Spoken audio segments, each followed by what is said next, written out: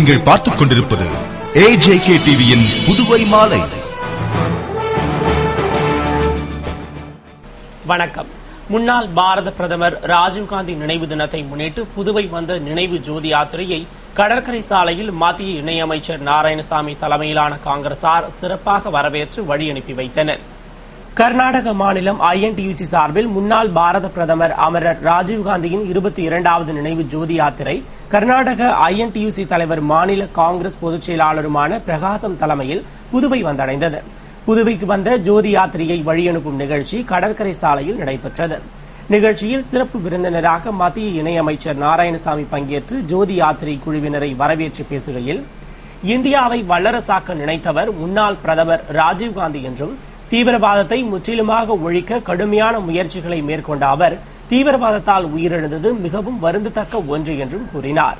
புதுவை மக்கள் காங்கிரஸ் மீதும் ராஜீவ்காந்தி மீதும் மிகுந்த நம்பிக்கை வைத்திருந்ததாகவும், அதனை காப்பாற்றும் வகையில் அவர் பிரதமராக இருந்தபொழுதே புதுவை AFT மில்லை இயக்கி பல்லாயிரக்கணக்கான தொழிலாளர்களின் குடும்பங்கள் வாழ்வில் வளம் பெற நடவடிக்கை எடுத்தவர் என்றும், தொடர்ந்து காங்கிரஸ் ஆட்சிகளில் மில்லை இயக்க முடியாத சூழ்நிலையிலும் கூட தொழிலாளர்களுக்கு மாதா மாதம் சம்பளம் பட்டுவாடா செய்யப்பட்டதாகவும் தெரிவித்த அவர், ஆனால் AFT மில்லை தொடர்ந்து இயக்க நடவடிக்கை எடுக்கப்படும் என முதல்வர் ரங்கசாமி மாநாடு நடத்தி தெரிவித்த 3வது நாளே மில் மூடப்பட்டதாகவும், தற்போதும் கூட மில்லை இயக்க பிரதமர், காங்கிரஸ் தலைவர் மற்றும் மத்திய அமைச்சர்களை சந்தித்து பேசியுள்ளதாகவும், மில்லை இயக்க தேவையான நிதியும் கோரப்பட்டுள்ளதாகவும் கூறினார். புதுவை மாநிலம் காங்கிரஸ் கட்சியில புதுவை மாநில மக்கள் காங்கிரஸ் கட்சியை விரும்புகிறவர்கள். தலைவர் ராஜீவ்காந்தியின் மீது மிகுந்த மதிப்பு மரியாதையும் வைத்திருந்த மக்கள் புதுவை மாநில மக்கள் வைத்திருக்கிறார்கள். புதுவை மாநில மக்கள் தலைவர் ராஜீவ்காந்தியை எந்த காலத்திலும் மறந்து மாட்டார்கள். அதற்கு காரணம், இப்பொழுது மரியாதைக்குரிய முதலமைச்சர் ரங்கசாமி அவர்கள் தலைமையில் அரசு இந்த ரோடியல் மில் மூடப்பட்டிருக்கிறது. அந்த ரோடியல் மில்லை திறப்பதற்கு நிதி உதவி செய்து அந்த ரோடியல் மில் தொழிலாளர்களுடைய குடும்பத்திற்கு அவருடைய வயதிலே கஞ்சியை பார்த்து அந்த குடும்பத்தை வாழ வைத்த தலைவர் ராஜீவ்காந்தி அவர்கள். ஆனால் காங்கிரஸ் ஆட்சி காலத்தில் அந்த மில் நடந்தாலும் நடக்காவிட்டாலும் அந்த தொழிலாளர்களுக்கு எந்தவித குறையும் இல்லாமல் நாம் அவர்களுக்கு சம்பளத்தை பட்டுவாடா செய்தது மட்டுமல்லாமல் அந்த மில்லை நவீனமயப்படுத்துவதற்கு அனைத்து நடவடிக்கையும் எடுத்தோம். மரியாதைக்குரிய முதலமைச்சர் ரங்கசாமி அவர்கள் தன்னுடைய ஒரு மாநாடு நடத்தி அந்த மாநாட்டிலே இந்த ரோடியல் மில்லை திறந்தோம் என்று சாதனையாக சொன்ன 3வது நாளில் அந்த மில் மூடப்பட்டது. இதற்காக காங்கிரஸ் கட்சி சார்பில் தான் நாம் நடவடிக்கை எடுக்கிறோம். மத்திய அமைச்சரை சந்தித்தோம், ஜவுளித்துறை அமைச்சரை சந்தித்தோம், அதே போல உள்துறை அமைச்சரை சந்தித்தோம், நிதி அமைச்சரை சந்தித்தோம், பாரத பிரதமர் டாக்டர் மன்மோகன் சிங் அவர்கள் நான் சந்தித்து இந்த மில்லுடைய புனர்வரத்திற்காக நிதி உதவி தர வேண்டும், 300 கோடி ரூபாய் தர வேண்டும் என்று பிரதமரை நான் வலியுறுத்தி கூறியிருக்கிறேன். அந்த நிதி கொடுத்தால் இந்த மில்லை நவீனமான ஒரு மில்லாக ஆக்குவதற்கான நடவடிக்கை எங்கள் தரப்பில, காங்கிரஸ் கட்சியின் தரப்பில, அது மாற்று அரசாக இருந்தாலும் சரி, புதுவை மாநில மக்களுடைய நன்மையை கருத்திலே கொண்டு அதை செய்வோம். காரணம், இந்த தொழிலாளிகளுடைய வாழ்க்கை வளம் பெற வேண்டும், இந்த மில் தொழிலாளிகளுடைய வாழ்க்கை வளம் பெற வேண்டும் என்பதற்காக அதை செய்வோம். நிகழ்ச்சியில் மாநில காங்கிரஸ் தலைவர் AV சுப்பிரமணியன், எதிர்க்கட்சித் தலைவர் வைத்தியலிங்கம், முன்னாள் அமைச்சர் கந்தசாமி, சட்டமன்ற உறுப்பினர் லட்சுமி நாராயணன், இந்திரா நகர் தொகுதி காங்கிரஸ் பொறுப்பாளர் AKD ஆறுமுகம், முன்னாள் சட்டமன்ற உறுப்பினர் எழுமலை, INTUC தலைவர் ரவிச்சந்திரன் மற்றும் காங்கிரஸ் பேரியக்கத்தின் அனைத்து பிரிவு தலைவர்கள், நிர்வாகிகள் என ஏராளமானோர் கலந்து கொண்டு ஜோதி யாத்திரையை வழியனுப்பி வைத்தனர். அமரர் ராஜீவ்காந்தி ஜோதி யாத்திரை இங்கிருந்து புறப்பட்டு ராஜீவ்காந்தியின் நினைவிடமான ஸ்ரீபெரும்புத்தூர் சென்றடையும். புதுவை பூடோகாய் கராத்தே பயிற்சி பள்ளியின் சார்பில் நடைபெற்ற கராத்தே போட்டி பரிசீலிப்பு விழாவில் முன்னாள் நகரமன்ற துணைத் தலைவர் ஜான்குமார் பரிசு மற்றும் சான்றிதழ்களை வழங்கி பாராட்டினார். புதுவை பூடோகாய் கராத்தே பயிற்சி பள்ளி சார்பில் கராத்தே போட்டி ஜவஹர் நகர் சமுதாய நலக்கூடத்தில் நடத்தப்பட்டு அதற்கான பரிசீலிப்பு விழா திமுக மாணவரணி அமைப்பாளர் மணிமாறன் மற்றும் உழவர்கரை திமுக இளைஞரணி அமைப்பாளர் கலிய கார்த்திகேயன் மற்றும் நிர்வாகிகள் முன்னிலையில் நடைபெற்றது. கராத்தே பயிற்சி பள்ளி சேன்சாய் கோவிந்தராஜ் வரவேற்று பேசிய விழாவில் சிறப்பு விருந்தினர்களாக முன்னாள் நகரமன்ற துணைத் தலைவர் ஜான்குமார் மற்றும் திமுக இளைஞரணி துணை அமைப்பாளர் IG வீரராகு ஆகியோர் பங்கேற்று போட்டியில் வெற்றி பெற்றவர்களுக்கு பரிசுகள் வழங்கி பாராட்டினர். விழாவில் முன்னாள் நகரமன்ற துணைத் தலைவர் ஜான்குமார் சிறப்புரையாற்றுகையில், கராத்தே பயிற்சி பெற்றவர்கள் ஒரே சமயத்தில் 15 பேரை சமாளிக்கக்கூடிய திறமை படைத்தவர்களாக உள்ளதாக பாராட்டினார். அதே சமயத்தில் திறமை இருந்தாலும் சிலர் உடல் அளவில் மெலிந்து காணப்படுவதாக வருத்தம் தெரிவித்த அவர், மாணவர்களும் இளைஞர்களும் சத்துள்ள உணவை உட்கொள்ள வேண்டும் என்றும், பெற்றோர்களும் பிள்ளைகளுக்கு சத்தான உணவை வழங்கி அவர்களது உடல் ஆரோக்கியத்தில் கவனம் செலுத்த வேண்டும் என்றும் அறிவுறுத்தினார். மேலும் சீரான சத்தான உணவின் மூலம் நோயற்ற வாழ்வை பெற்று எதிர்காலத்தில் பல்வேறு போட்டிகளில் வெற்றி பெற்று பெற்றோருக்கும் மாநிலத்திற்கும் பெருமை சேர்க்க வேண்டும் என்றும் வாழ்த்தினார். நிறைவில் கராத்தே பயிற்சி நிர்வாகிகள் ஸ்ரீனிவாசன், விஷ்ணு சங்கர் ஆகியோர் நன்றி கூறிய விழாவில் கராத்தே பயிற்சி பள்ளி ஆசிரியர்கள், மாணவர்கள், பெற்றோர்கள் மற்றும் ஊர் முக்கிய பிரமுகர்கள் பலர் கலந்து கொண்டனர்.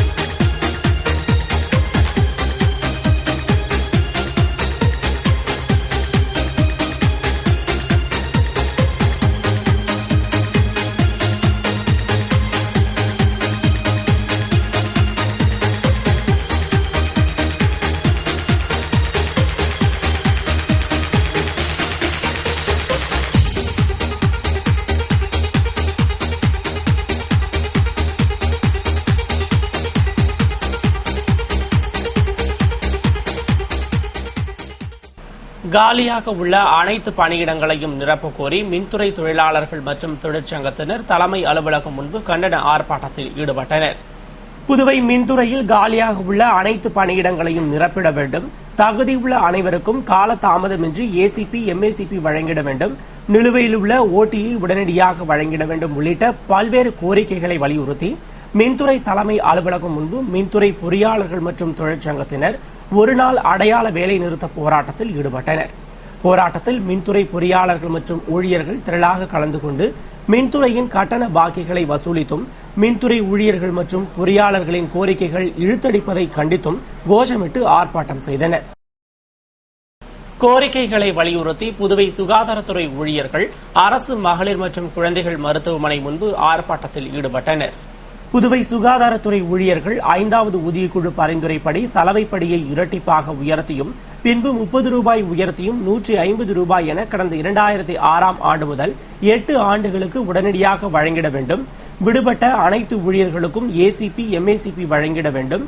அனைத்து பிரிவு ஊழியர்களுக்கும் பணிமூப்பு பட்டியலை வெளியிட்டு அனைத்து பிரிவுகளில் உள்ள காலி இடங்களை நிரப்பி வேலை பளுவை குறைத்திட வேண்டும் என்பது போன்ற கோரிக்கைகளை வலியுறுத்தி ராஜீவ்காந்தி அரசு மகளிர் மற்றும் குழந்தைகள் மருத்துவமனை முன்பு சுகாதாரத்துறை ஊழியர்களின் சங்கங்களின் கௌரவ தலைவர் கண்ணையன் தலைமையிலும், சங்க தலைவர் இருசப்பன், பொதுச் செயலாளர் கணபதி, அமைப்பு செயலாளர் குமாரகிருஷ்ணன் மற்றும் நிர்வாகிகள் முன்னிலையில் ஆர்ப்பாட்டத்தில் ஈடுபட்டனர். இதில் ஊழியர்கள் திரளாக கலந்து கொண்டு கோரிக்கைகளை வலியுறுத்தி கோஷமிட்டனர். புதுவை முருங்கப்பாக்கம் புனித சவேரியார் ஆலய ஆண்டு பெருவிழாவை முன்னிட்டு ஆடம்பர தேர்பவனி நடைபெற்றது. புதுவை முருங்கப்பாக்கத்தில் அமைந்துள்ள புனித சவேரியர் ஆலய 86ஆம் ஆண்டு பெருவிழா கடந்த 11ஆம் தேதி கொடியேற்றத்துடன் துவங்கியது. தொடர்ந்து தினமும் திருப்பலிகளும் சிறிய தேர்பவனி, தேவ நற்கருணை ஆசீர்வாத நிகழ்ச்சிகளும் நடைபெற்று வந்த நிலையில் ஆண்டு பெருவிழா நேற்று 19ஆம் தேதி ஞாயிற்றுக்கிழமை கொண்டாடப்பட்டது. இதனை முன்னிட்டு காலை சிறப்பு திருப்பலி நடைபெற்ற நிலையில் மாலை ஆடம்பர தேர்பவனியும் தேவ நற்கருணை ஆசீர்வாத நிகழ்ச்சியும் நடைபெற்றது. ஏராளமான கிறிஸ்துவ மக்கள் ஆலய பெருவிழாவில் கலந்து கொண்டனர். கிரிக்கெட் சூதாட்டத்தை தடுக்க புதிய சட்டம் இயற்றி அதை அமல்படுத்த மத்திய அரசு முடிவு செய்துள்ளது. சூதாட்ட புகாரை காரணம் காட்டி ஐபிஎல் போட்டிகளை தடை செய்யும் பேச்சிற்கே இடமில்லை என்று தெரிய வந்துள்ள நிலையில் சூதாட்டத்தை தடை செய்வதற்கு ஏற்ற வகையில் வலுவான ஒரு சட்டத்தை இயற்றி அதை கண்டிப்புடன் அமல்படுத்த மத்திய அரசு திட்டமிட்டுள்ளது. இதுகுறித்து மத்திய சட்டத்துறை அமைச்சர் கபில் சிபில் கூறுகையில், சூதாட்ட தீங்கு தொடர்பாக ஒரு புதிய சட்டம் கொண்டுவரப்படும் என்றும் அது தொடர்பான வரைவை விரைவில் தயாரிப்போம் என்றும் கூறினார். சூதாட்டம் தொடர்பாக மிகப்பெரிய சர்ச்சை எழுந்த நிலையிலும் மக்கள் அதை தூக்கி எறிந்துவிட்டு விளையாட்டின் மீது நம்பிக்கையை வெளிப்படுத்தியுள்ளனர் என்றார். கிரிக்கெட் சூதாட்டத்தில் ஈடுபட்டு வீரர்கள் பணம் வாங்கியதாக கைது செய்யப்பட்டதை தொடர்ந்து ரசிகர்கள் IPL போட்டியை தடை செய்ய கோரி போராட்டம் நடத்துவது ஒருபுறமும், போட்டியை தடை செய்ய வேண்டும் என அரசியல் கட்சிகளின் கோரிக்கை மறுபுறமும் இருந்தாலும் அதற்கான பேச்சிற்கே இடமில்லை என்று சூதாட்டத்தை தடுக்க புதிய சட்டம் இயற்ற மத்திய அரசு முடிவு செய்துள்ளது எதிர்பார்ப்பை ஏற்படுத்தியுள்ளது. தேசிய ஊரக கிராமப்புற 100 நாள் வேலையை புதுவை அரசு முடக்கக்கூடாது என வலியுறுத்தி விவசாய தொழிலாளர்கள் ஆர்ப்பாட்டத்தில் ஈடுபட்டனர். புதுச்சேரி விவசாய தொழிலாளர் சங்கம் சார்பில் விவசாய தொழிலாளர்கள் வில்லியனூர் வட்டார வளர்ச்சி அலுவலகம் முன்பு கோரிக்கை ஆர்ப்பாட்டத்தில் ஈடுபட்டனர். தேசிய ஊரக கிராமப்புற 100 நாள் வேலையை புதுவை அரசு முடக்கக்கூடாது என வலியுறுத்தியும், நடப்பு நிதியாண்டில் 200 நாள் வேலை கொடுத்து குறைந்தபட்ச கூலியாக 300 ரூபாய் வழங்க வேண்டும், வேலை அளிக்கப்படாத நாட்களுக்கு அரை நாள் கூலி வழங்க வேண்டும், விவசாய தொழிலாளிக்கு அங்கீகாரம் வழங்க வேண்டும் உள்ளிட்ட பல்வேறு கோரிக்கைகளை வலியுறுத்தி நடத்தப்பட்ட ஆர்ப்பாட்டத்தை விவசாயிகள் சங்க பொதுச் செயலாளர் கீதநாதன் துவக்கி வைத்தார். விவசாய தொழிலாளர் சங்க பொதுச் செயலாளர் பாலகிருஷ்ணன் தலைமையில் செயலாளர் அருள் முன்னிலையில் நடைபெற்ற ஆர்ப்பாட்டத்தில் தேசிய செயலாளர் ராமமூர்த்தி, இந்திய கம்யூனிஸ்ட் கட்சியின் உசுடு தொகுதி செயலாளர் நடராஜன், வில்லியனூர் தொகுதி செயலாளர் அந்தோணி ஆகியோர் கண்டன உரையாற்றினர். மேலும் விவசாய தொழிலாளர் சங்க நிர்வாகிகள், உறுப்பினர்கள் மற்றும் விவசாய தொழிலாளர்கள் பலர் ஆர்ப்பாட்டத்தில் கலந்து கொண்டு கோரிக்கைகளை வலியுறுத்தி கோஷமிட்டனர். இத்துடன் செய்திகள் நிறைவடைந்தன. வணக்கம்.